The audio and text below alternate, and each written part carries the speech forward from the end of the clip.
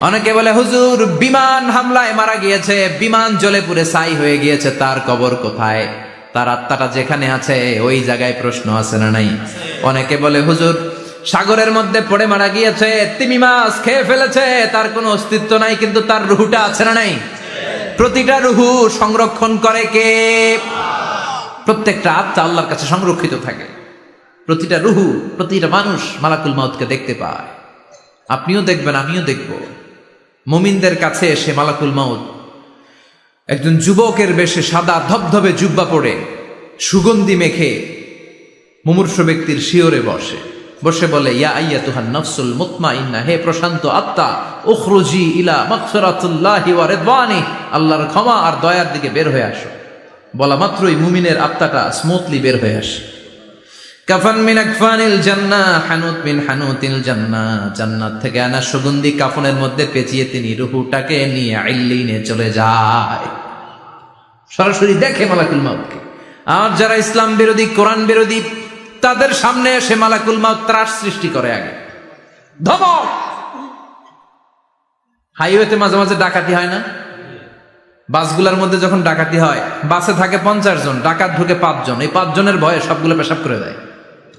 কারণ ত্রাস সৃষ্টি করে। এসেই চাইনিজ কুড়াল দিয়ে আগে কোবায় দেয় 4-5 জনের। রক্ত দেখে কি দেওয়ার সব আগে রেডি করে রাখে। মালাকুল মাউত এসে কাফের, নাস্তিক, মুশরিকদের সামনে সেরকম একটা ত্রাস সৃষ্টি করে। ভয়ে লোকটা কাঁপতে থাকে।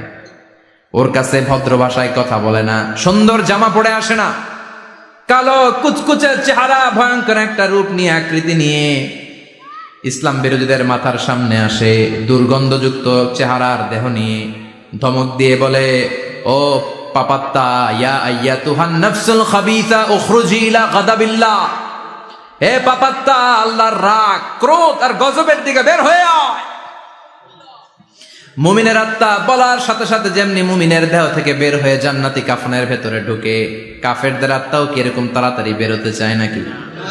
কাফেরদের আত্মা বেরোতে চায় না। ডানে দৌড়, বায়ে দৌড়, সামনে দৌড়, পেছনে দৌড়, আহা, দৌড়াদৌড়ি করে।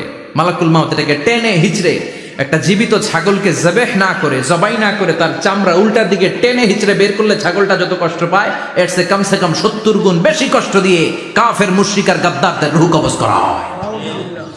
আল্লাহ, এই পরিস্থিতি থেকে তুমি আমাদের বাঁচাও। মুমিনদের রূহ যেমনি কবজ হয়, ওইভাবে রূহ কবজের ব্যবস্থা করে দিও। ইমানের মৃত্যু নসিব করে দিও, শাহিদি মৃত্যু নসিব করে দিও। আমাকে শহীদ করে সেই মিছিলে শামিল করে নিও, যে মিছিলের নেতা মীর হামজা, খোবায়েবে খাব্বাব, আল্লাহর কাছে ছিল অতি প্রিয়, শামিল করে নিও। আমাকে শহীদ করে সেই মিছিলে শামিল করে নিও। পড়েন আমিন। আরো জোরে পড়েন আমিন। তার মানে বিমান দুর্ঘটনায় হোক, কিংবা লঞ্চ ডুবিতে হোক, কিংবা আগুনে পড়ে হোক, কিংবা আত্মঘাতী হামলায় হোক, যে যেখানেই মারা যায়, কবরের 3টা প্রশ্ন তার জন্য আছে না নাই? ইসলাম বিরোধীদের জন্য প্রশ্ন 3টা, আপনারা যারা মুমিন তাদের জন্য 4টা, আপনাদের জন্য একটা বেশি। আলহামদুলিল্লাহ কোন?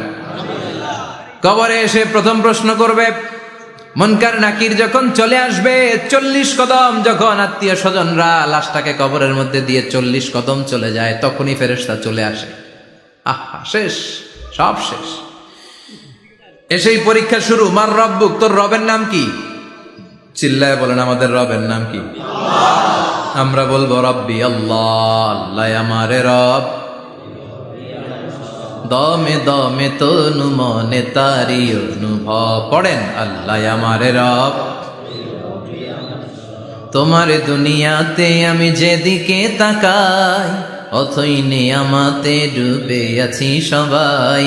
পাখপাখালির গানে শুনি তাসবিহ কল রব, তাসবিহ কল রব, আল্লাহ আমারে রব। প্রথম প্রশ্ন, তোমার রব কে? আমরা বলবো আমাদের রব আল্লাহ। দ্বিতীয় প্রশ্ন, ওমা দীনু, তোমার ধর্মের নাম কি? আমরা কি বলবো? তৃতীয় প্রশ্ন, বিশ্বনবীর চেহারা দেখিয়ে বলা হবে, আতারিফু হাদার রাজুল, এই লোকটারে চিনো নাকি? আমরা বলবো চিনি, আমাদের প্রাণের নবী, ঠিক কিনা? চাঁদের চেয়ে সুন্দর তুমি নবী আমার কমলিওয়ালা, দু জাহানের বাদশা তুমি প্যারা নবী সাল্লে আলা, চাঁদের চেয়ে সুন্দর তুমি নবী আমার কমলিওয়ালা, ঠিক কিনা? তিনটা প্রশ্নের যথাযথ উত্তর যখন দিয়ে দিলেন, আপনার জন্য অতিরিক্ত আরেকটা প্রশ্ন করা হবে, ওয়ামা ইলমুক, তোমার নলেজ কি? তিনটা প্রশ্নের উত্তর যে তুমি করতে পারলা, কিভাবে পারলা, কেমনে জানলা? নকল করে বলছো নাকি জেনে বুঝে আসছো? নকল হয় না? এখন মনে হয় এগুলো একটু কমছে।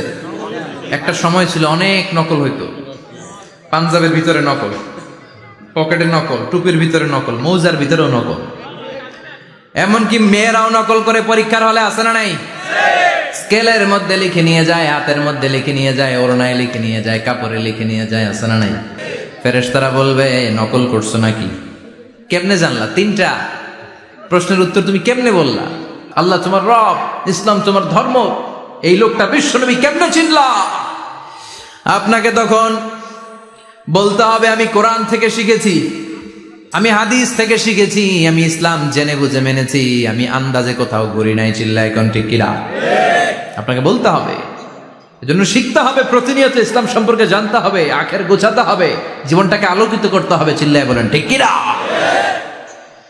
চারটা প্রশ্নই যখন হয়ে গেল, ফেরেশতারা বলবে আহলান ওয়া সাহলান ওয়া মারহাবান বিক, খোশামদেদ, কংগ্রেচুলেশন, খোশামদেদ, কংগ্রেচুলেশন, সব প্রশ্নের উত্তর তুমি পেরেছো। ফায়ুফসাহু লাহু কবরুহু ৭০ যিরান, আপনার কবরটারে ৭০ হাত লম্বা করে দেয়া হবে। ওয়ায়ুফতাহু লাহু বাবুন ইলাল জান্নাহ, আপনার কবর থেকে জান্নাতের দিকে দরজা খুলে দেয়া হবে। ওয়ায়ুলবাসু মিন লিবাসি আহলিল জান্নাহ, জান্নাতের দুইটা রেশমি কাপড়ের পোশাক এনে আপনারে পরিয়ে দেয়া হবে। আর বলা হবে নাম কানাউ মিলা আরুস, ঘুমাও, sleep, you should get some sleep now, তোমাকে লম্বা সময় পাড়ে দিতে হবে, ঘুমাও। কানাউ মিলা আরুস, যেমনি বর বাসর রাতে আরামসে ঘুম দেয়, বাসর রাতে যেমনি বর কনেকে নিয়ে মধুর ঘুম দেয়, তুমিও ঘুমাও, কেউ তোমার ঘুম ভাঙবে না। কিয়ামতের জন্য ইসরাফিলের সিংহায় যে ফুৎকার আছে, ওই ফুৎকার ছাড়া কোনো কিছুই তোমার ঘুম ভাঙাতে পারবে না। আলহামদুলিল্লাহ পড়েন। আল্লাহ আমরাও যেন চারটা প্রশ্নের উত্তর দিয়ে লম্বা একটা ঘুম দিতে পারি, পড়ে না আমিন।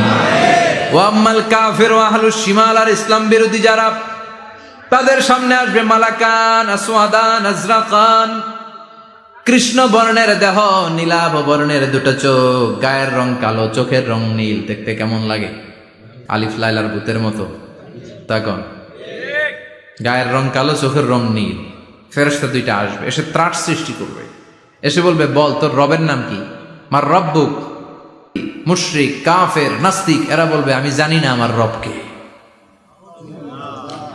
আমি জানি না, আমি তো আজীবন শুধু চেয়ার করেছি, মদ খেয়েছি, আমি ধর্ষণে সেঞ্চুরি করেছি দুনিয়ার বুকে, আমি টেন্ডারবাজি করেছি, চাঁদাবাজি করেছি, আমি মাস্তানি করেছি, আমার দাপটে এলাকার ইসলাম প্রিয়রা বাসায় ঘুমাতে পারে না। আমি ছিলাম টেন্ডারবাজ, আমি ছিলাম গডফাদার, সন্ত্রাসীদের লিডার, আমি ছিলাম ডন 1 2 3 সব, আমি ছিলাম ডনের ডন, আমি ছিলাম মাস্তান, রংবাজ, রব টপ কি আমি তো জানি না। লাদ্রি লাদ্রি, আমার জিজ্ঞেস করো না। আবার প্রশ্ন করা হবে ওয়ামা দীনুক, তোর ধর্মের নাম কি? বলবে লা আদরি, আমার কোনো ধর্ম নাই, আমার কোনো ধর্ম নাই, আমি শুধু মৌজ মাস্তিতে ছিলাম, আমি আনন্দ ফুর্তি করেছি, ইসলাম নিয়ে আমার মাথা ব্যথা ছিল না, আজীবন ইসলামরে আমি বাস দিয়েছি। চিল্লায় বলেন ঠিক কিনা? ইসলাম বিরোধীদের সাথে ছিল আমার চলাফেরা, আমার সব সাঙ্গপাঙ্গ ছিল গুন্ডা, বদমাশ, ইসলাম বিরোধী। রব কি, ইসলাম কি, এগুলো আমি জানি না, আমার এগুলো জিজ্ঞেস করো কেন? ধর্ম কি আমি জানি না, আমি কিচ্ছু মনে করতে পারছি না। 3 নম্বর প্রশ্ন করা হবে আতারিফু হাদার রাজুল, দেখো তো এই লোকটারে চিনো কিনা? কয় না, চিনি না, তবে মনে হয় এই লোকটারে দুনিয়ার বুকে আমি গালি দিতাম, এই লোকটার বিরোধিতা করতাম, ব্লগের মধ্যে এই লোকটার ব্যাপারে কুৎসা রটনা করতাম, এই লোকটার কার্টুন বানিয়ে আমি হিংসা ছড়িয়ে দিতাম, এই লোকটার ব্যাপারে আমি এলাকার মধ্যে অপপ্রচার চালাতাম। ফেরেশতারা বলবে তাই, এই ছিল তোর ডিউটি, দাঁড়া এখনই আমাদের খেলা শুরু। এখনই শুরু। ফায়ুতরাকু বিমাতারিকা মিন হাদিদ, লোহার একটা হাতুড়ি দিয়ে মাথা থেকে পা পর্যন্ত পিটানো হবে, পিটিয়ে ওর গোশতর হাড্ডিগুলোকে থেতলে ফেলা হবে।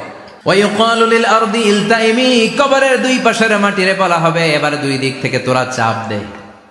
চাপ দেয়া হবে, ধাক্কা ধাক্কি করেও সে সুবিধা করতে পারবে না। মাটি আস্তে আস্তে আস্তে আস্তে দেহের দুই দিকে লেগে এমন জোরে দুইটা চাপ দিবে, ফাতাখতালিফা আদলাউহু, তার ডান পাশের পাজরের হাড্ডি বাম দিকে ঢুকে যাবে, বাম দিকের হাড্ডি ডানে চলে যাবে।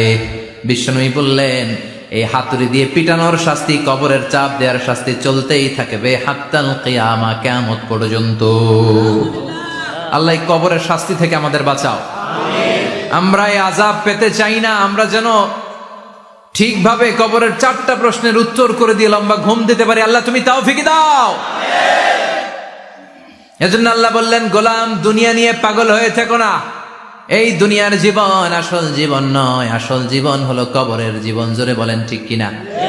এই জন্য মাঝে মাঝে কবরে যাবেন, কবরস্থানে দাঁড়িয়ে চিন্তা করবেন এই জায়গায় আমারও আসতে হবে। দিন যাবে, রাত আসবে, বৃষ্টি হবে, শীত আসবে, কেউ আমার দেখতে আসবে না। একা থাকতে হবে, একা, বড় একা, অন্ধকার, বড়ই অন্ধকার। ওই কবরের জীবনের সামান গোছানোর দরকার আছে না নাই?